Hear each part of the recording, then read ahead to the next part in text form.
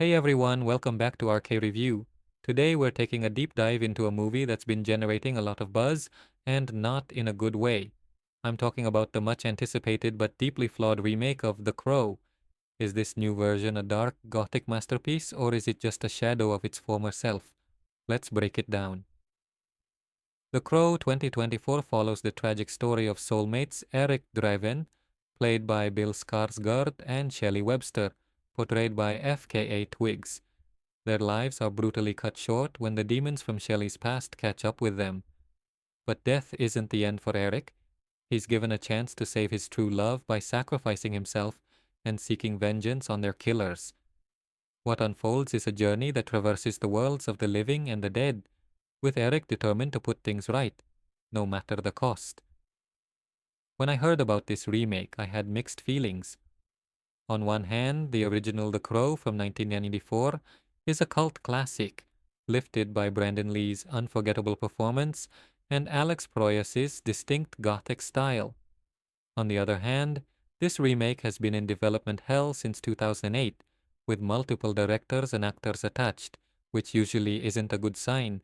Unfortunately, my concerns were well founded.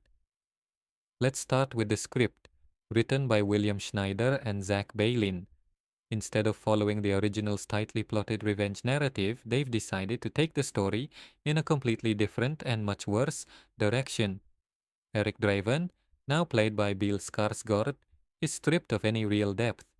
We're shown he's dark and brooding because he does drugs and has tattoos, hardly the complex character we remember from the original. His relationship with Shelley, played by FKA Twigs, is another major misfire. They meet in a rehab facility, bond over their shared troubled pasts, and escape to the city where they supposedly fall deeply in love. But here's the problem. There's no real chemistry, no emotional pull. Their love story feels forced, like we're watching a bad perfume commercial, rather than a tragic romance. Director Rupert Sanders, known for films like Snow White and the Huntsman and Ghost in the Shell, seems to have taken a nosedive with this one.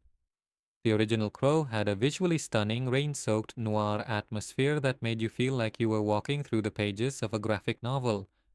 But this version, it's a confusing, poorly defined world that feels more like a bad CW pilot than a dark, immersive thriller. The red-skied, moody cityscape of the first film is replaced by something generic and forgettable, making it hard to even care where or when this story is taking place. Bill Skarsgård does what he can with the limited material, especially in the action scenes where he's physically convincing, but his brooding alone isn't enough to carry the film. FKA Twigs, unfortunately, delivers a flat performance, giving us no reason to believe in her character's importance or the love that drives Eric to seek revenge. And then there's Danny Huston as the big bad.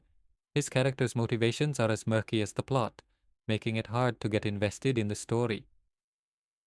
In the end, The Crow 2024 is a bafflingly bad remake that misses the mark on almost every level. It's a film that never should have seen the light of day, yet here we are. From its incoherent plot to its lifeless performances, this is a movie that fails to capture the magic of the original and instead leaves us with a hollow, forgettable experience. If you're a fan of the 1994 classic, do yourself a favor and skip this one. It's not worth your time.